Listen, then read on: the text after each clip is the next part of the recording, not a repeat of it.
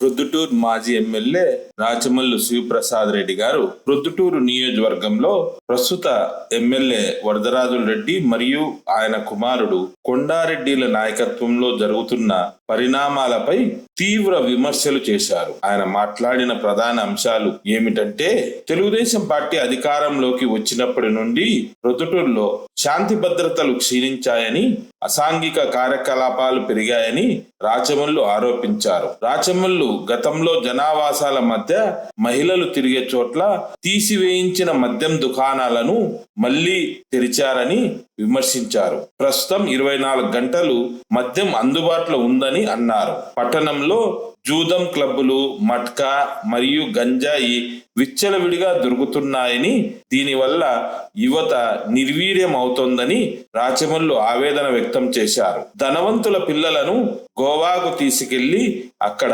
జూదం, వ్యభిచారం వంటి చెడు అలవాట్లకు గురి చేస్తున్నారని రాచమల్లు ఆరోపించారు. పేదలకు అందాల్సిన రేషన్ బియ్యాన్ని తెలుగుదేశం పార్టీ కౌన్సిలర్లు అమ్ముకుంటున్నారని రాచమల్లు విమర్శించారు. చౌడూరు ప్రాంతంలో ఇండస్ట్రియల్ ప్లాట్ల పేరుతో రైతుల భూముల్లో ఇసుకను అక్రమంగా తరలిస్తూ కోట్ల రూపాయలు సంపాదిస్తున్నారని రాచమల్లు పేర్కొన్నారు. బొల్లవరం మరియు ఇతర ప్రాంతాల్లో సుమారు 150 కోట్ల రూపాయల విలువైన ప్రభుత్వ భూములను కొండారెడ్డి అనుచరులు కబ్జా చేస్తున్నారని రాచమల్లు ఆరోపించారు. పట్టణంలో జరిగే పనులకు టెండర్ విధానం లేకుండా తమ అనుచరులకే కట్టబెట్టి భారీగా పర్సెంటేజీలు అనగా కమిషన్లు వసూలు చేస్తున్నారని రాచమల్లు విమర్శించారు. పోలీస్ వ్యవస్థపై అధికార పార్టీ ఒత్తిడి ఎక్కువగా ఉందని, వారు స్వేచ్ఛగా పనిచేయలేకపోతున్నారని రాచమల్లు అన్నారు. ముఖ్యంగా శ్రీరామ్ చిట్స్ మేనేజర్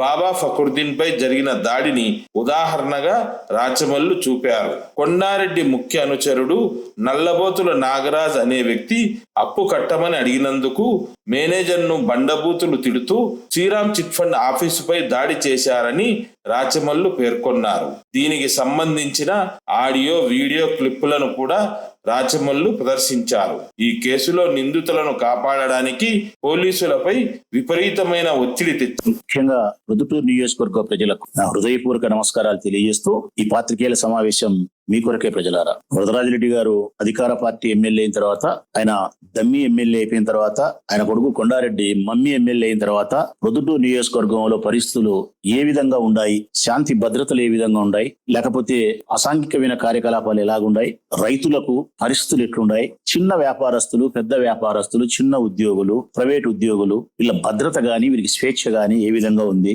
వీరి పరిపాలనలో పోలీస్ వ్యవస్థ 4 పాదాల మీద నడుస్తుందే, ఒక పాదం మీద కుంటిగా నడుస్తుందే, ఇవన్నీ మీకు అవగతం కావాలా? ఒక్కసారి మీరు వారి గురించి ఆలోచించాలని చెప్పి ఎప్పటికప్పుడు నేను మీకు వాస్తవ సత్యాలను మీ ముందుకు తీసుకొస్తాను. సత్విమర్శలే తప్ప రాజకీయపరమైన కోణంలో నా లాభాన్ని ఆశించి ఏ ఒక్క వాస్తవాన్ని కూడా నేను విమర్శన రూపంలో సంధించడం లేదు. ప్రజలారా, నా మాటని మీరు విశ్వసించాలని విజ్ఞప్తి చేస్తా ఉన్నాను. అబద్ధాలు ఎప్పుడు మాట్లాడను. నాకు తెలిసినంత వరకు అయితే తెలుగుదేశం పార్టీ అధికారంలోకి వచ్చినప్పటి నుంచి ప్రొద్దుటూరులో వరదరాజిరెడ్డి గారు డమ్మి ఎమ్మెల్యే అయిపోయినప్పటి నుంచి, కొండారెడ్డి గారు రాజ్యాంగేతర శక్తిగా తయారైనప్పటి నుంచి ఇక్కడ ఎవరికి స్వేచ్ఛ లేదు. ఏ వ్యాపారస్తులకు స్వేచ్ఛ లేదు, ఉద్యోగస్తులకైతే ఉరివే స్వేచ్ఛ లేదు. ఆ ఉద్యోగస్తుల్లో కూడా పోలీసుల పరిస్థితి అయితే సంకట పరిస్థితి, చాలా సంకటమైన పరిస్థితి వాళ్ళది. ముందుకు పోలేక, వెనక్కి పోలేక, మనసును చంపుకోలేక, అట్లని ఉద్యోగాన్ని ఉద్యోగంలాగా చేస్తామంటే ట్రాన్స్ఫర్స్ లేకుంటే వీఆర్లు పెడతారు. ఇది పోలీసుల పరిస్థితి. ఒకసారి గమనించండి మీరే. వీళ్ళు వచ్చిన తర్వాత ఎక్కడ పడితే అక్కడ మద్యం. నేనేమో మా ప్రభుత్వం ఉన్నప్పుడు వసంతపేట, సాయిబాబా కోటాల దగ్గర ఎన్ని బ్రాంచ్ షాపులు ఉంటే తీసేవి.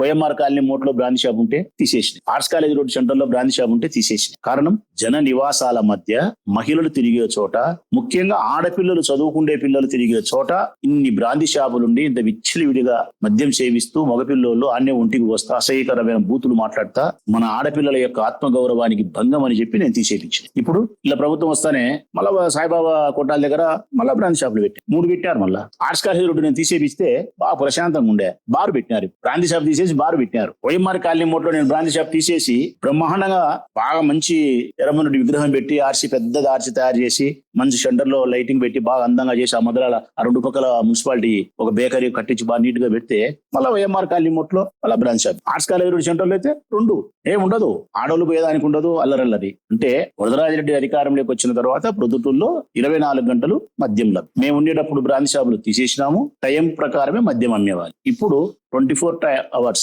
ఆన్లైన్, ఎప్పుడైనా సరే మంది వేసుకోవచ్చు. అల్లరల్లరి మేము క్లబ్బులు మూతేపించినాం జగన్మోహన్ రెడ్డి గారి పుణ్యాన. ప్రొద్దుటూరులో కూడా క్లబ్బులు లేవు, మూసేపించినాం. ఇప్పుడు జార్జి క్లబ్ తెరిచినారు, కంపషెట్టుల్లో జూదం ఆడుతున్నారు, మంగతైలు ఆడుకుంటున్నారు. నిన్న ప్రవీణే చెప్తున్నాడు, యానో ఒక అపార్ట్మెంట్ లో రెగ్యులర్ గా మీరు జూదం ఆడుతున్నారని తెలుగుదేశం పార్టీ నాయకుడు నేను చెప్పడం కాదు, మాజీ తెలుగుదేశం పార్టీ ఇన్ఛార్జి చెప్తున్నాడు. పలానా ఆదిత్య అపార్ట్మెంట్ దేంట్లోనో రెగ్యులర్ గా జూదం ఆడిపిస్తున్నారు, మీరు మంగతాయి ఆడిపిస్తున్నారు, రమ్మి ఆడిపిస్తున్నారు, జార్జి క్లబ్ తెరిచినారు, జూదాలన్నీ ఓపెన్. అసాంఘిక కార్యకలాపాలు, మట్కా విచ్చిడివిడైంది, అన్ని జూదాలు. బంగ్యాకు విపరీతంగా ప్రొద్దుటూరు దొరుకుతుంది. బంగ్యాకు ఆడ చూసిన యువత బంగ్యాకు దాగి నిర్వీర్యం అయిపోతున్నారు. నిర్వీర్యం. వరదరాయుడు అధికారంలోకి వచ్చిన తర్వాత మిమ్మల్ని అడుగుతున్నా, ప్రెస్ వాళ్ళని, చౌక దుకాణాల ద్వారా పేదవారికి అందాల్సిన బియ్యము ఎక్కడికి పోతున్నాయి? వాళ్ళ కౌన్సిలర్లు చెప్పినా కదా, బస్మూలి పేరు చెప్పినా, రామాంజుడి పేరు చెప్పినా, ఇంకొకరి పేరు చెప్పినా, దందా, బియ్యం దందా, ఓపెన్ మార్కెట్. బియ్యం పేదవాళ్ళు తినాల్సిన ఆహారాన్ని ఇది తింటారు, బియ్యం అమ్ముకుంటున్నారు, ఇసుక అమ్ముకుంటున్నారు. ఇసుక ఇక్కడ ఏట్లోనే కాకుండా చౌడూరు దగ్గర ఇండస్ట్రియల్ డిపార్ట్మెంట్ ద్వారా కడతామని చెప్పి 50 సంవత్సరాల వ్యవసాయం చేసుకునే భూములు రైతుల నోట్లో మట్టి కొట్టి ఆడ ఇండస్ట్రియల్ వాళ్ళకు ఫ్లాట్లు వేసి అమ్ముతామని చెప్పి కట్టే చోట ఏరది మొత్తం ఇసుకే టిప్పర్లు పెట్టి మిషన్లు పెట్టి వాళ్ళు ఇష్టానుసారం ఇప్పటికీ నాకు తెలిసి లక్షలు కాదు కోట్ల రూపాయలు ఇసుక దోపిడీ చేస్తున్నారు. స్టిల్ ఈ రోజుకి కూడా జరగని రోజే లేదు. చౌడూరు దగ్గర మద్యం అమ్ముతున్నారు, బంగ్యాక్ అమ్ముతున్నారు, ఇసుక అమ్ముతున్నారు, బియ్యం అమ్ముతున్నారు. భూదోపిడీ, భూములైతే విపరీతమైనటువంటి దోపిడీ, మామూలు దోపిడీ కాదు. నేరుగా కొండారెడ్డి దానికి ఆద్యం. చిన్న చితక అయితే నాకు సరిపోవు అని చెప్పి భూములే, ప్రభుత్వానికి సంబంధించిన భూములను కన్నేసి డేగపిల్ల కోడి పిల్లలు దనకపోయినట్టు భూములకు. మనం చెప్తే కదా, బొల్లవరం దగ్గర 150 కోట్ల భూమి, ఈడ రాజశేఖర రెడ్డి విగ్రహం చౌటపల్లి రస్తాలో పెట్రోల్ బంక్ ఎదురుకి ప్రభుత్వ భూమి, రెవెన్యూ వాళ్ళది. రోడ్డు మీదనే 4 సెంట్లు 5 సెంట్లు 3 రూములు వేసి రూమ్ 50 లక్షలు అమ్ముతున్నారు. రేపు చూపిస్తా ఫోటో కూడా. అది ఇప్పుడు 3 సార్లు కంప్లైంట్ చేసినా పట్టించుకోలే, కలెక్టర్ పట్టించుకోలే, జాయింట్ కలెక్టర్ పట్టి. తిమ్మయ్య కళ్యాణ మండపం దగ్గర డిగేటి పట్ట భూములు, భూ దోపిడీ జరుగుతుంది, ఇసుక దోపిడీ జరుగుతుంది, జూదాలు జరుగుతున్నాయి, బియ్యం అమ్ముకుంటున్నారు, మద్యం విచ్చలవిడి అయిపోయింది, బంగ్యాకు విచ్చలవిడి అయిపోయింది. ఏది జరగంది ఈ ఊర్లో? కొత్త పద్ధతి తీసుకొచ్చినారు తెలుగుదేశం వాళ్ళు. జూదాలు మంగతే చెట్లలో బాగుండదని చెప్పి ధనవంతులైన పిల్లలను ప్రోగు చేసి ఫ్లైట్ టికెట్లు కొనిచ్చి గోవాకి తీసుకుపోయి గోవాలో 5 స్టార్ హోటల్లో బొరబెట్టి 5 నక్షత్రాల హోటల్లో క్యాష్నులో జూద వాడిపించి అమ్మాయిలతో వ్యభిచారం చేయించి మందు దాపిచ్చి ఎంత చెడగొట్టాలని చెడగొట్టి ఇంటికి పిలుచుకొని వస్తున్నారు. తీరా వచ్చేటప్పుడు నైస్ గా స్నానం చేయించి పౌడర్ వేయించుకొని పిల్లలకు పిలుచుకొని వస్తున్నారు. క్యాష్ను తెలుగుదేశం పార్టీ అధికారంలో. ఇవి కాక తీవ్రమైనటువంటి ఒత్తిడి ఉద్యోగస్తుల మీద. మేము చెప్పినట్టు వినాల్సిందే, మేము చెప్పినట్టు చేయాల్సింది. ఇక కాంట్రాక్ట్ వర్కులు, అది పేటెంట్ ఒకరికే. జనరల్ గా కాంట్రాక్ట్ వర్కులు అంటే టెండర్ సిస్టమ్ ఉంటుంది, ఈ ప్రొక్యూర్మెంట్ అంత పద్ధతి ప్రకారం జరుగుతుంది. ఎవరో వేస్తారు, ఎందో వస్తుంది, లెస్ అబో ఏదో పద్ధతి ఉంటుంది. ఒక్కటే పల్లబాడు మహేశ్వర రెడ్డి వేస్తాడు, 30% 40% మహేశ్వర రెడ్డి తీసుకుంటాడు, 60% 70% కొండారెడ్డి. ఇది ఓపెన్ గా మళ్ళీ స్టేట్మెంట్ కొండారెడ్డి. ఈ ఊర్లో జరిగే ఏ వర్కులైనా సరే నేనే చేస్తా, వేరే వాడు వచ్చి పై బదలిముతా. Statement open. మేము తీసుకొచ్చిన పనులకు, నా ప్రభుత్వంలో నేను తీసుకొచ్చిన పనులకు, అది బ్రిడ్జి కావచ్చు, మార్కెట్ కావచ్చు, కాలేజ్ కావచ్చు, గవర్నమెంట్ మాత్రమే కాంట్రాక్టర్లు పిలిచి ఈ రోజు నుంచి ఈ పని మీద ఇవ్వాల్సిన లెక్క మాకు ఇవ్వాల, ఆ పర్సెంటేజ్ ఇది మాది, మా ప్రభుత్వం అని చెప్పి కాంట్రాక్టర్ల దగ్గర నుంచి ఆ పర్సెంటేజ్ తీసుకున్నారు. నిన్న బిల్లు పడిందని చెప్తున్నారు మార్కెట్ కు, శివాలయం ఎదురుగా. ఆ బిల్లు పన్నే 6 కోట్లకు 7 కోట్ల 8 కోట్లకు 4% తరఫున కొండారెడ్డికి ఇచ్చినాడు కేసీ పుల్లయ్య కుమారుడు. అది ఎవరికి ఇచ్చిందరు? మామూలుగా అయితే నా పని నేను తెచ్చినది, నేను అధికారం ఉంటే నాకు ఇచ్చిందరు, నేను తీసుకున్నాను. ఇప్పుడు కొన్నాడు నేను నిజాయితీగా ఒప్పుకుంటానా. కానీ మేము భూములు దోపిడీ చేయలే, మేము జూదాలతో లెక్క తీసుకోలే, మేము మట్కా ఆడిపిలే, క్యాష్ను ఆడిపిలే, బియ్యం అమ్మలే, ఇసుక అమ్మలే. చెప్తాను కదా, మనస్ఫూర్తిగా చెప్తాను నిజాయితీగా. ప్రజలకు బట్టగాల్చిన ముఖాన్ని ఇచ్చినారు. వాళ్ళకి అబద్ధాలు చెప్పడం చేతనైతాది, నేను నిజాలు నిర్భయంగా మాట్లాడడం నా చేత అవుతుంది. ప్రజలారా, నాకు వాళ్ళతో పని లేదు. ఈ ప్రొద్దుటూరు నియోజకవర్గ ప్రజలైన మీతోనే నాకు పని. నా నిజాయితీ ఏందో, నా హృదయ విశాలత ఏందో, నా హ్యూమానిటీ ఏందో, నా చెడ్డతనం ఏందో అర్థం చేసుకోవాల్సినది మీరే, ఆశీర్వదించాల్సినది మీరే. మీ ఆశీర్వాదం, మీ అభిమానమే నాకు అవసరం. తెలుగుదేశం పార్టీకి సంబంధించినటువంటి విమర్శలు నా తలలో ఉండే తెల్ల వెంట్రుకతో సమానం, నేను పట్టించుకోను. ఇక ఈ పాత్రికేయుల సమావేశాన్ని ముఖ్యంగా నేను నిర్వహించడానికి ఏంటంటే కారణం ఏంటంటే, వీటితో పాటు డబ్బు సంపాదించుకుంటున్నారు. దుర్మార్గము, నీచము మనకు ఎవరికి నచ్చంది ఏంటంటే, బలవంతుడు బలహీనుని దోచుకోవడం, బలవంతుడు బలహీనుడి పైన దౌర్జన్యం చేయడం, అంటే బలహీనునికి ఉండబడిన హక్కులను హరించడం, వానికి ఉండబడినటువంటి న్యాయమైన అధికారాలను బలవంతంగా లాక్కోవడం, స్వేచ్ఛ హరించడం. ఏంటి ఆ సంఘటన? రోజు చేస్తున్నారు వాళ్ళు. పోలీసు వాళ్ళ మీద ఒత్తిడి, ఇంగోరి మీద దౌర్జన్యాలు. మచ్చుకొకటి చూపిస్తాను ఈ రోజు. నేను ఇక్కడికి ఇన్ని చెప్పనే చెప్పగలుగుతాను నేను. ప్రజలారా, మీకు మచ్చుకొకటి తెలుగుదేశం పార్టీకి సంబంధించి వరదరాజ వరదరాజిరెడ్డి శిష్యుడు. వరదరాజిరెడ్డి శిష్యుడు అన్నానికంటే కొండారెడ్డికి అనుంగు శిష్యుడు. కొండారెడ్డికి అనుంగు శిష్యుడు నల్లబోతుల నాగరాజు. ఈయనకు ఒక పార్టీ పదవి కూడా ఉంది ఈ అబ్బాయికి. తెలుగుదేశం పార్టీ లేదో యూత్ ఏదో పదవి. పదవితో పాటు రాష్ట్ర ప్రభుత్వం వాల్మీకి సంఘానికి బోయ కులస్తులు అనుకుంటా దానికి డైరెక్టర్ గా పదవినిచ్చినారు రాష్ట్ర స్థాయిలో. అంటే తెలుగుదేశం పార్టీ ఆ పిల్లోని గుర్తించిందని అర్థం, రికగ్నైజ్ చేసింది. తెలుగుదేశం పార్టీ మావాడు, మా కార్యకర్త, మానేడు. కొండారెడ్డి సపోర్ట్ చేస్తేనే ఆ పిల్లోనికి ఆ పదవి వస్తుంది, లేకుంటే రాదు. అందుకే కొండారెడ్డి యొక్క అనుంగ శిష్యుడు నాగరాజు. ఈ అబ్బాయి శ్రీరామ్ చిట్స్ లో ఓటర్దుర్తికి సంబంధించిన తన ఇంటిని, కొంత స్థలాన్ని మార్టిగేజ్ చేసి 40 లక్షల రూపాయలు అప్పు తీసుకున్నాడు. శ్రీరామ్ చిట్స్ లో 40 లక్షల రూపాయలు. నెల 1,31,000 కంతు కట్టాల. నెల 1,31,000 కంతు కట్టాల ప్రజల, అసలు వడ్డీ కలిపి. బహుశా కట్టింటాడు ఒక 6 నెలలు 10 నెలలు ఈ మధ్య కాలంలో తీసుకున్నాడు, కట్టింటాడు. ఈ మధ్య ఒక 6 నెలల నుంచి కట్టలే. 6 నెలల నుంచి 1,31,000 చొప్పున కట్టలే. 6 నెలల కంతులు కట్టినప్పుడు నన్నైనా నిన్నైనా ప్రజలారా ఎవరినైనా, నేను కూడా మా ఇంట్లో బ్యాంకులో సెంట్రల్ బ్యాంక్ లో పెట్టుకొని తెచ్చుకున్నాను. నేను కూడా కంతు కట్టినప్పుడు నాకు కూడా వచ్చినారు, అడిగినారు, నోటీసులు ఇచ్చినారు, మా ఇంటి కాగితం కనిపించినారు, 1000 వరకు తీసుకుని నేను చెప్పుకుంటానే మేనేజర్ ఇబ్బంది ఉండి ఈ సంవత్సరం ఎలక్షన్ అయిపోయి డబ్బు లేక కట్టలేకపోతాను సార్ అని చెప్పుకునే తప్ప గొడవ చేయలే, అసభ్యకరంగా మాట్లాడాలి. నేను ఇక్కడ కూడా చెప్పేది ప్రజలకి ఏంటంటే, అప్పు చేయడం నేను విమర్శించడం లేదు ప్రజలారా. అప్పు చేసిన తర్వాత 4-5 కంతులు ఆలస్యంగా కట్టడం కూడా నేను పెద్ద నేరంగా కూడా పరిగణించడం లే. నేను నేరంగా పరిగణించేది ఏంటంటే, అప్పు తీసుకొని సకాలంలో చెల్లించకుండా ఉండే పరిస్థితుల్లో ఉన్నప్పుడు అప్పు ఇచ్చిన వాని పట్ల మనము గౌరవంగా మాట్లాడాలా, పద్ధతిగా చెప్పుకోవాలా, నెమ్మదిగా మనము చెప్పుకోవాలా, వీలు చూసి తీర్చుకుంటా రావాలా. అంతే తప్ప అప్పు ఇచ్చిన వానికి మనం సక్రమంగా కట్టకుండా మనల్ని అప్పు అడిగినాడని చెప్పి వాని మీద మనం దాడి చేస్తే దీన్ని దౌర్జన్యం అంటారు, దీన్ని రౌడీజం అంటారు, దీన్ని హింస అంటారు, దీన్ని అధికార జులుం అంటారు, దీన్ని మన కడప పొద్దుటూరు భాషలో చెప్పాలంటే కొవ్వు అంటారు. ఇక్కడ ఏం జరిగింది? 6 కంతులు కట్టకపోతే శ్రీరామ్ కి సంబంధించినటువంటి మేనేజరు బాబా ఫక్రుద్దీన్ అనే ఒక ఉద్యోగి ఫోన్ చేసినాడు. ఆయనకు పలుమార్లు ఫోన్ చేసింటాడు, పలుమార్లు ఇంటికాడికి వింటాడు, ఇస్తాను రేపు అనేది చెప్పింటాడు, ఎక్కువ కాలే కానీ ఫోన్ చేసినాడు. సార్ నా బాకీ అని చెప్పి అడిగితే, నన్ను ఫోన్ చేసి బాకీ అడుగుతావా, నన్ను ఫోన్ చేసి అడుగుతావా? బండ బూతులు. అంటే అసభ్యకరమైన, వినడానికి కూడా అసహ్య కలిగే మాటలు. అది మీరింటే కూడా ప్రజలింటే కూడా అసహించుకుంటారు. నీ అమ్మ డాష్, నీ అమ్మ పూ డాష్, నీ అమ్మ పూలో మో డాష్. ఇట్లా తిరిగితే ఉద్యోగస్తుల్ని ఏమన్నా ఇది సాంప్రదాయమా? ఉద్యోగస్తులకు స్వేచ్ఛ ఉన్నట్ట అప్పులు ఇచ్చిన వాళ్ళు డక్కలిచ్చి తెలుగుదేశం పార్టీ వాళ్ళతో తిట్టించుకొని మిడదబ్బలు తినాలనా? వ్యాపారస్తులకు రక్షణ ఇదేనా? ఇట్లాంటి చిన్న ఉద్యోగస్తులకు ఇదేనా రక్షణ? తెలుగుదేశం పార్టీ కొండారెడ్డి వాళ్ళు ఇచ్చేది రక్షణ ఇదేనా? మీరు చెప్పింది ఇంతకుముందు ఎలక్షన్ల ముందు. మీరు ఈ పిల్లోడే తిట్టినాడు నాగరాజు. ఎవరిని? ఆ బాబా ఫక్రుద్దీన్ తిట్టి, ఎక్కడున్నావురా నువ్వు, ఎక్కడున్నావు చెప్పురా నువ్వు, నేను ఆఫీసులో ఉంటా కొడక, ఆఫీస్లో వచ్చానాలే అని ఫోన్ పెట్టేసి ఆఫీస్ కు మళ్ళా ఒక 10 మంది 8 మంది మనుషులు పిలుచుకొని పోయి ఆఫీస్ మీద దాడి చేసి శ్రీరామ్ చిట్స్ లేకపోయి అతన్ని కొట్టి కుర్జీలన్నీ ఇసిరేసి కొద్దిగా భయోత్పాదకమైన వాతావరణాన్ని కల్పించి వాళ్ళల్లో ఒక టెన్షన్ క్రియేట్ చేసి, కొడకల్లారా మేము తిట్టించుకోవాలా, మళ్ళీ మాకు ఎదురు చెప్తారా, మీరు మమ్మల్ని మళ్ళీ ఎదురు మాట్లాడతారా, మా పార్టీ అధికారంలో ఉంది మేమేమనుకుంటున్నాం అని చెప్పి పెద్ద రచ్చ హంగామా చేసి శ్రీరామ్ చిట్స్ లో కొట్టి దాడి చేసి వెళ్ళిపోతుంది. ఇది తెలుగుదేశం పార్టీ అధికారంలో ఉండగా నంద్యాల వరదరాజిరెడ్డి గారి నేతృత్వంలో కొండారెడ్డి గారి రాజ్యాంగ శక్తిగా తయారైన తర్వాత వారి అనుంగు శిష్యులు ఈ ఊరి ప్రజల యొక్క రక్షణ కోసం, స్వేచ్ఛ కోసం ప్రవర్తిస్తాండే తీరు ప్రజలారా. నేను అడుగుతా ఉన్నా, మేము 5 ఏళ్ళ అధికారంలో ఉన్నాం. ఒక సంఘటన, ఒక్క చిన్న ఉద్యోగి బయటకు వచ్చి ఈ రోజైనా సరే నేను మనస్ఫూర్తిగా ఛాలెంజ్ విసురుతాను తెలుగుదేశం పార్టీ వాళ్ళ. ఒక్క ఉద్యోగి, ఇప్పుడు మీ ప్రభుత్వం ఉంది, మీరు పక్కన కూర్చోబెట్టుకొని ఒక్క ఉద్యోగితో రాచమల్లి శివప్రసాద్ రెడ్డిని అధికార పార్టీ ఎమ్మెల్యేగా 5 సంవత్సరాలు కొనసాగిన సందర్భంలో నేను అసభ్యకరంగా ప్రవర్తించినానని గాని, దుబారగా మాట్లాడినని గాని, వారి ఉద్యోగ నిర్వహణకు భంగం కలిగించినా, స్వేచ్ఛకు భంగం కలిగించిన, బూతులు మాట్లాడకపోయినా అమర్యాదకరంగా మాట్లాడినా అని చెప్పి ఒక ఉద్యోగి. ఈ ఊర్లో ఉద్యోగం చేసిన ప్రతి ఉద్యోగులు నన్ను సొంత అన్నలాగా భావిస్తారు. నాకు తెలుసు అది. ఎక్కడైనా ఉద్యోగం చేస్తా ఉండే వాళ్ళు, నాతో ఆ రిలేషన్ ఉంది. ఇక్కడ ఉద్యోగాలు చేస్తా ఓటు ఉండే వాళ్ళు అయితే 170 మంది నాకు ఓటేస్తారు. 170 మంది నాకు ఓటేస్తారు. ఇంత ప్రభుత్వానికి వ్యతిరేకుండే సందర్భంలో ఉద్యోగస్తులందరూ ఏకపక్షంగా మా ప్రభుత్వానికి వ్యతిరేకంగా ఓటేస్తే, దేశమందరికి 20% వేస్తే నాకు 30-35% ఓటేసినారు. మా ప్రభుత్వం మీద వ్యతిరేకం లేకుండా ఉంటే 14-19లో నాకు 90% ఓటేసినారు. కారణం వాళ్ళతో నా రిలేషన్, వాళ్ళతో నా మర్యాద తీరైనటువంటి ప్రయాణం. అది మీరు ఇక్కడ చేయలే మీరు దౌర్జన్యం. ఇక్కడ దౌర్జన్యం చేసినారు. ఆ విలువడిపై కంప్లైంట్ ఇచ్చినాడు. Baba Fakruddin three town police station లో కంప్లైంట్ ఇచ్చి, అయ్యా నా పైన ఇట్లా దాడి చేసినారు పలానోళ్ళు అని చెప్పి కంప్లైంట్ ఇచ్చి, శ్రీరామ్ చిట్స్ లో సీసీ ఫుటేజ్ ఉంటాయి కదా ప్రజలారా, రికార్డ్ అయింది. సీసీ ఫుటేజ్ తీసుకుపోయి సిఐకి ఇచ్చినాడు, కంప్లైంట్ ఇచ్చి కేసు రిజిస్టర్ చేయాలి కదా. త్రీ టౌన్ సిఐ మంచిగానే స్పందించినాడు, న్యాయంగానే స్పందించినాడు, కంప్లైంట్ తీసుకునే అర నిమిషానికే ఒత్తిడి, తీవ్రమైన ఒత్తిడి కొండారెడ్డి దగ్గర నుంచి, వరదరాజిరెడ్డి దగ్గర నుంచి.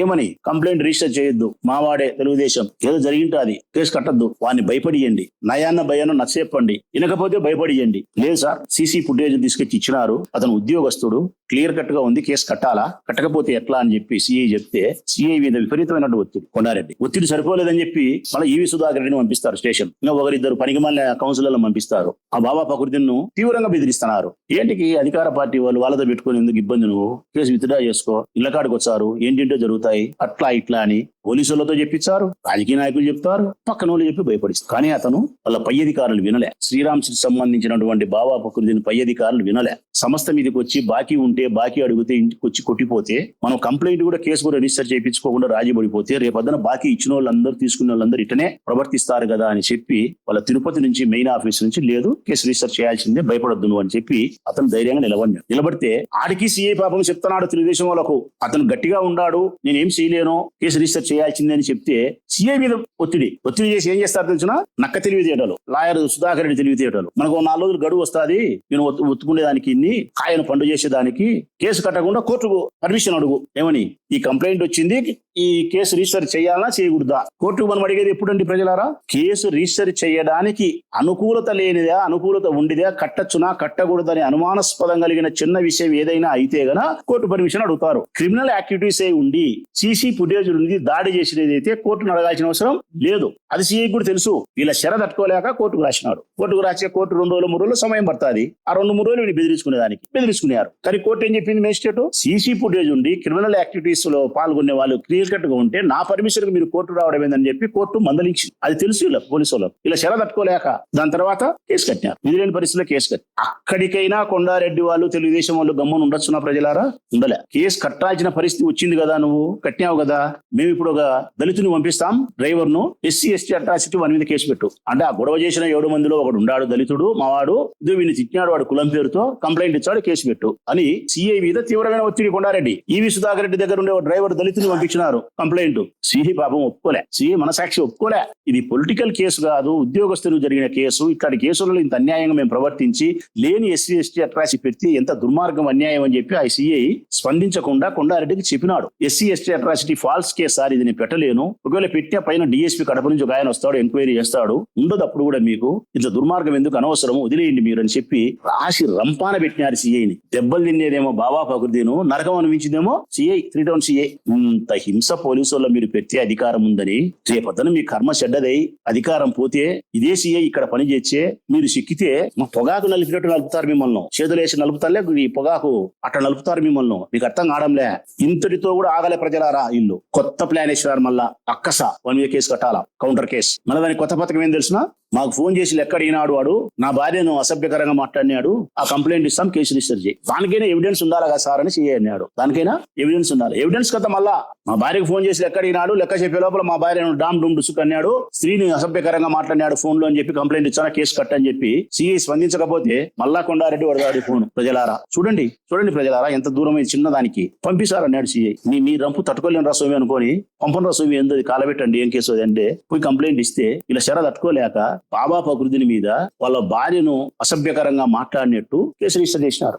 ఇది ప్రొద్దుటూరులో వరదరాజిరెడ్డి కుమారుడు తెలుగుదేశం పార్టీ యొక్క పర్యవేక్షణలో, నాయకత్వంలో ధర్మము 4 పాదాల మీద కాకుండా 8 పాదాల మీద నడుస్తుందో, లేకుంటే ఒక్క పాదం మీద కూడా ముళ్ళు గుచ్చుకుంటే కుంటుకుంటే నడుస్తారు చూడి, అట్ట నడుస్తుంది. ఇది వీళ్ళు శాంతి కపోతాలు, వీళ్ళు ఈ ఊర్లో అసాంఘిక కార్యకలాపాలను రూపుమాపేవాళ్ళు, వీళ్ళు ఈ ఊర్లో ప్రజల యొక్క ఆస్తులకు భద్రత కల్పించేవాళ్ళు, సబ్ రిజిస్టర్ ఆఫీస్ లో వీళ్ళు ఈ ఊరిని అభివృద్ధి చేసేవాళ్ళు. అసాంఘిక కార్యకలాపాలకు, జూదాలకు ఓపెన్ గా జార్జి క్లబ్ తెరిపించిన మీరు జూదాలు మూతేపించే వాళ్ళ, మద్యం విచ్చలవిడిగా అమ్ముతా సెంటర్లలో జన నివాసాల మధ్య బ్రాందీ షాపులు తెరిపించి స్త్రీల యొక్క ఆత్మగౌరవాన్ని భంగం కల్పిస్తా ఉన్నారే, మీరా మహిళలను గౌరవించేది? పేదవాళ్ళు తినాల్సిన బియ్యాన్ని మీ కౌన్సిలర్లు బొక్కసానికి కొండారెడ్డి భాగం పెట్టుకొని తింటా ఉంటే మీకెట్లా నందిని జీర్ణమవుతాందయ్యా?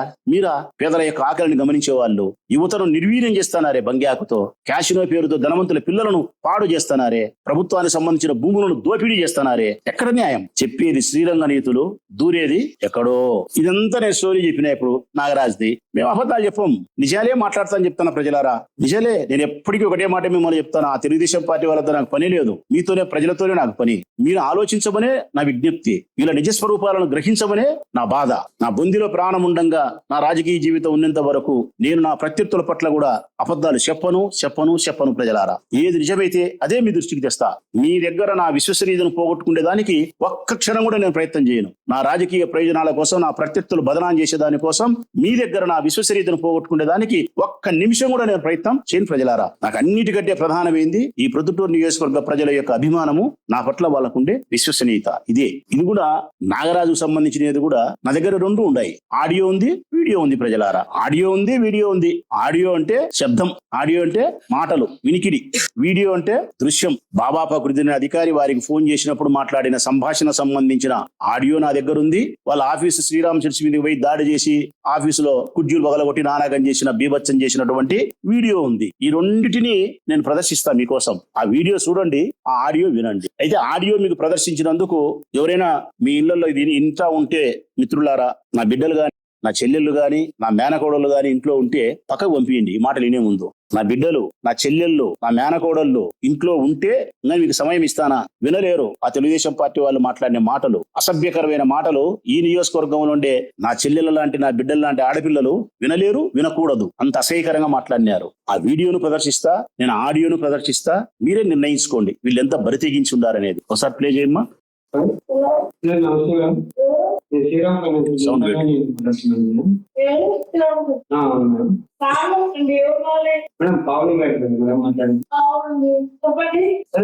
లోన్ తీసుకున్నారు కదా ప్రాపర్టీ మీద. ఎవరా మాట్లాడేది? మాట్లాడు. ఎవరా మాట్లాడేది? ఎవరా నీ అమ్మ పూగులో నా పడ్డావు. ఏంది చెప్పు. ఏదో మాట్లాడేది. ఏంది నువ్వు మాట్లాడండి, నువ్వు మాట్లాడండి. నీ అమ్మ పూగులో పెడతాను అని చెప్పడం మీ వీడియో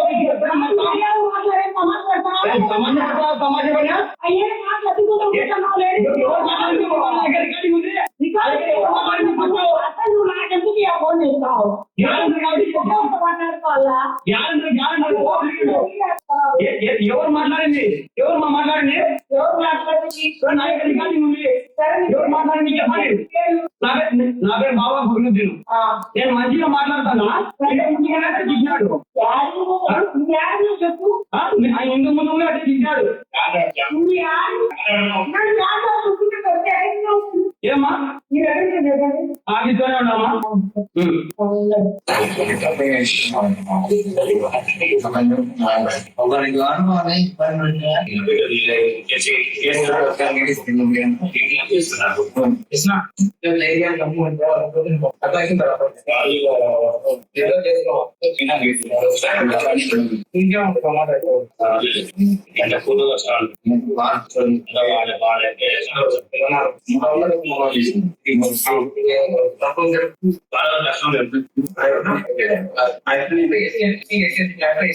ఆ వెనకలు వచ్చే వాళ్ళు కూడా వాళ్ళే, ఆ ఇద్దరు కూడా.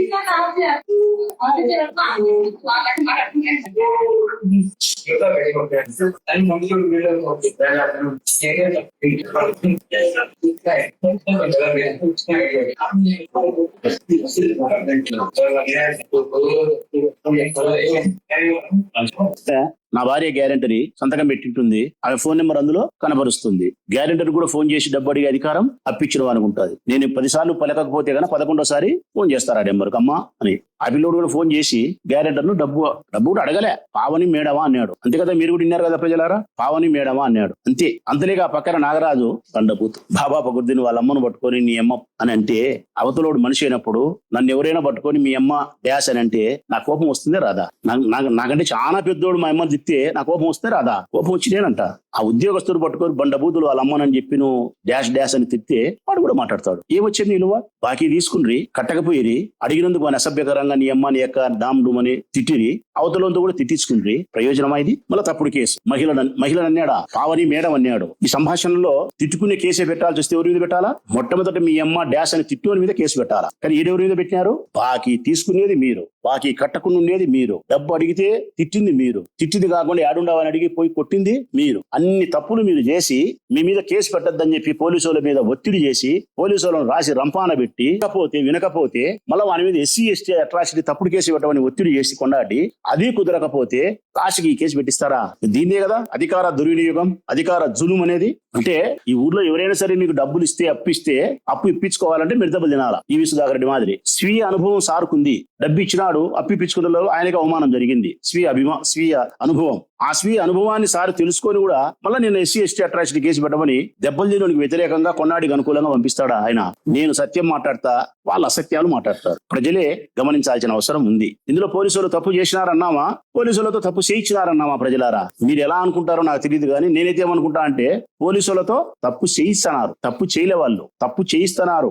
మేము ప్రభుత్వంలో ఉన్నప్పుడు అదే పోలీసులే, వాళ్ళు ప్రభుత్వంలోనే అదే పోలీసులే మారరు. అదే SIలే, అదే CIలే, అదే కానిస్టేబుల్, అదే DSPలే, అదే SPలే. మా బద్దిలో చేసినోడు పొద్దుటూరులో చేస్తాడు, పొద్దుటూరులో చేసినోడు కడపలో చేస్తాడు, అంతే భేదం. మిగతా ఏం భేదం ఉండదు. అదే పోలీసులే. కానీ మారింది పోలీసులు కాదు ప్రజలారా, పాలకులు మారినారు. పాలకుల మైండ్ సెట్ మారింది. ఆ రోజు ప్రొద్దుటూరులో Prasad Reddy MLA Rachamallu Prasad Reddy mind set, బలవంతుడు బలహీనుల పైన దౌర్జన్యం చేస్తే ఒప్పుకోనని చెప్పిన నేను పోలీసులకు. ఆ రోజు వైఎస్ఆర్ కాంగ్రెస్ పార్టీ వాడు దౌర్జన్యం చేసినా బూట్ కాలుతో దండని చెప్పిన డైరెక్ట్ గా. మా మైండ్ సెట్ అది. నా జీవితంలో నాకు సరిపోని అంశాలే 3 అంశాలు. మొట్టమొదటిది, మహిళల పట్ల అసభ్యకరంగా ప్రవర్తించేవారు నా జీవితంలో నా పార్టీలో నేను ఎప్పుడు చేరదీని దగ్గర పెట్టుకోను, దూరం పెడతావాన్ని స్త్రీల పట్ల అసభ్యకరంగా ప్రవర్తిస్తే. రెండవది, ఒక మనిషి మరొక మనిషిని మోసం చేసి ప్రయోజనాన్ని లాభాన్ని పొందడం. అంటే వాని కుటుంబం నాశనం అయిపోయినా పర్వాలే, నేను మటుకు డబ్బు సంపాదించుకోవాలా, నా పిల్లలు సుఖంగా ఉండాలని చెప్పి మోసం చేస్తాం చూడి. నీచం, అన్నిటికంటే నీచాతి నీచం మోసం అనే పదమే అసహ్యం. అది నాకు సరిపోదు. మోసం చేసే మనసులను నా ఎండ పెట్టుకునే దానికి నేను సిద్ధపడను, దూరం పెడతావాన్ని ఎప్పుడైనా సరే మోసం చేస్తే. రాజకీయాల్లో మా పక్కన చిల్లాడుతుండొచ్చు ఎవరైనా మోసం చేసినోడు, వాడిని ఎంకరేజ్ చేసేది కానీ, వాడిని ఎత్తిన పెట్టుకునేది కానీ, వాడు చేసింది మంచి అని చెప్పడం కానీ, పోలీసులు చెప్పి కాపాడని చెప్పేది కానీ నా జీవితంలో చేయను. మూడవది, నాకు అసహ్యకరమైన అంశం బలవంతుడు బలహీనుల పట్ల చేసే దౌర్జన్యం, హింస. ఎన్ని వీళ్ళు చేస్తున్నారు. ఎన్నికల కంటే ముందు చెప్పిన మాటలు పత్తిగింజ మాటలు మాట్లాడుతున్నారు. పోలీసులను ఈ విధంగా రాసి రంపాన పెడితే పొలిటికల్ పార్టీలకు సంబంధించిన అంశమైతేనే ఇంత మీరు నరకం చూపించినారే. పొరపాటు మా వైఎస్ఆర్ కాంగ్రెస్ పార్టీకి సంబంధించిన అంశం అయితే మంచినీళ్లు తాగే లోపల కేసులు పెడతారు మా మీద. లేటే ఉండదు. ఎట్లాంటిది? ఇప్పుడు ఉదాహరణకు పూజా స్కూల్లో మేము లెక్క కట్టినాం. పూజా స్కూల్లో మేము డబ్బు కట్టినాం. ఎవరికి? భర్త చనిపోయిన ఓ చెల్లెలకు, ముస్లిం వనితకు. వాళ్ళ పిల్లలు 2-3 పిల్లలకు సంబంధించినటువంటి 5 సంవత్సరాలు 6 సంవత్సరాలు 10th అయిపోయిన తర్వాత కావాల్సిన ఫీజు నేను కట్టినా. 10 లక్షలు ఎంతో, 5 లక్షలు 10 లక్షలు. ఆ స్కూల్ మూతబడింది. ఆ స్కూల్ మూతబడిన తర్వాత అప్పటి వరకు చదువుకునే పిల్లలు చదువుకు ఫీజు పోను, మిగతా డబ్బులు ఆయమ్మకు ఇయ్యాలా. ఆయమ్మకి ఇయ్యలే. 2 ఏళ్లు బట్టి ఆయమ్మ తిరిగితే ఇయ్యకపోతే ఆయమ్మ మా దగ్గరకు వచ్చి చెబితే నేను మా ఆడపిల్లలు పంపించిన. వైఎస్ఆర్ కాంగ్రెస్ పార్టీకి సంబంధించిన మహిళా నాయకురాలను నా చెల్లెళ్ళ పంపించిన. అమ్మ మీరు మాట్లాడి డబ్బులు ఇప్పిపోవడం స్కూల్ కార్డు ఇవి. ఆ ముస్లిం వనితని పిలుచుకొని స్కూల్ కార్డు ఇవి డబ్బు అడిగితే ఇంత నోర్లు వేసుకొని పూజా స్కూల్ వాళ్ళు మాట్లాడితే, గచ్చిపాటి లక్ష్మీదేవమ్మ గట్టిగా మాట్లాడితే వాళ్ళు కంప్లైంట్ ఇస్తే మంచినీళ్ళు తాగే లోపల గచ్చిపాటి లక్ష్మీదేవి మీద కేసు పెట్టినారు. తాలూకా పోలీస్ స్టేషన్. మంచినీళ్ళు తాగే లోపల పెట్టినారు కేసు గచ్చిపాటి లక్ష్మీదేవి మీద. ఆడోళ్ళు కొట్టుకున్నారా, తిట్టుకున్నారా? లేదు. డబ్బు గట్టిగా అడిగినారు. అంటే మేము డబ్బులు ఇచ్చి వాడు డబ్బులు ఎగరగొడితే ఇయ్యకపోతే గట్టిగా అడిగితే మా మీద కేసు పెడతారా? ఈ డబ్బులు ఇచ్చి డబ్బులు ఇమ్మని అడిగితే వాళ్ళు వచ్చి కొడితే మళ్ళీ వీరి మీద కేసు పెడతారా? ఈడ కూడా అదే పూజా స్కూల్లోనే 30-40 మంది గడ్డి కోసేవాళ్ళు, గడ్డి కత్తిరించేవాళ్ళు, ఆయా పనులు చేసేవాళ్ళు. జీతాలు ఇవ్వకపోతే వాళ్ళకి ఆ పూజా స్కూల్లో చెక్కులు ఇస్తే చెక్కులు బౌన్స్ అయితే పోలీస్ స్టేషన్ పోయి మా దగ్గరకు వచ్చి పోలీస్ స్టేషన్ లో కంప్లైంట్ ఇచ్చినాం. ఇదే SI రాజుకు దాదాపు 15-16 కంప్లైంట్ ఇచ్చినాం. బౌన్స్ అయిన చెక్కులతో 420 ఈ బుద్ధుడి కేసులు గట్లే తీసి పెట్టుకున్నారు. పేదవాళ్ళకు పూజా స్కూల్లో యాజమాన్యం మోసం చేస్తే ఆడుండే కావ్యానో భవ్యానో మేడమ్స్ ఎవరో ఆ గణేషో కంప్లైంట్ ఇస్తే కేసు కట్టలే. 10 సంవత్సరాలు సరిపడే ఫీజు ఇచ్చినప్పుడు వాళ్ళు స్కూల్ మూత వేసుకొని ఫీజు ఇవ్వకపోతే గట్టిగా అడిగితే మా చెల్లి చెల్లెలు గర్సపాటి మీద కేసు పెడతారు. అదే వైఎస్ఆర్ కాంగ్రెస్ పార్టీకి సంబంధించిన వాళ్ళ మీద అయితే సులభంగా నీళ్లు దాగినట్టు కేసులు పెడతారు. పొలిటికల్ పార్టీ కాకుండా ఉద్యోగస్తుడైనప్పటికీ కూడా రాసి రంపాన పెట్టినారు. ఇంత పోలీసు వాళ్ళను సతాయిస్తే పోలీసు వాళ్ళు ఉద్యోగాలు చేస్తారన్నా? ప్రజలారా, పోలీసు వాళ్ళు స్వేచ్ఛగా స్వతంత్రంగా ఉద్యోగం చేయకపోతే సమాజానికి నష్టమా లాభమా? నష్టం జరుగుతుంది. ఈ రోజు బాబా ఫక్రుద్దీన్, రేపొద్దున నువ్వు, మరొక రోజు మరొకడు మీ స్వేచ్ఛకు భంగం కలిగిస్తారు, మీ ఆస్తులకు భంగం కలిగిస్తారు, మీ అభివృద్ధికి భంగం కలిగిస్తారు. తెలుగుదేశం పార్టీ ప్రొద్దుటూరు నాయకులు వాళ్ళ కోసం పోలీసు వాళ్ళ మీద ఒత్తిడి చేసి మీకు అన్యాయం చేస్తా పోతా అంటే దీనికి పరిష్కారం ఒకటే, 3 సంవత్సరాలు భరించండి, ఏమీ చేయలేం. 3 సంవత్సరాల తర్వాత అయినా గానీ ఇటువంటి రాక్షసులను పదవుల నుంచి ఇళ్లకు పంపండి. ఈ తెలుగుదేశం పార్టీని గాని, ఈ తెలుగుదేశం పార్టీ అభ్యర్థులుగా పోటీ చేసే వరదరాజు లాంటి వ్యక్తులు గాని, కొండాటి గాని, మరొకరు గాని టీడీపీ, అప్పుడే పోలీసులు స్వేచ్ఛగా మాలాంటి ఎమ్మెల్యేలు ఉన్నప్పుడు పోలీసులు స్వేచ్ఛగా పనిచేస్తారు, సమాజానికి మేలు జరుగుతుంది. నేను ప్రజలను రిక్వెస్ట్ చేసేది ఒకటే, వాస్తవ సత్యాలను గమనించమంటానా, సాక్ష్యాధారాలు సహా చూపించగలుగుతానా? మీకు అవకాశం వచ్చినప్పుడు వీళ్ళందరినీ తెలుసుకొని వీళ్ళందరినీ చదివి మెదడులో పెట్టుకోండి. అవకాశం వచ్చినప్పుడు ఏ నిర్ణయాలు తీసుకోవాలో ఆ నిర్ణయాలు ప్రజాస్వామ్యబద్ధంగా తీసుకోమని చెప్పి ప్రజలకు సవినయంగా మీ సోదరుడు రాచమల్లు విజ్ఞప్తి చేస్తూ సెలవు.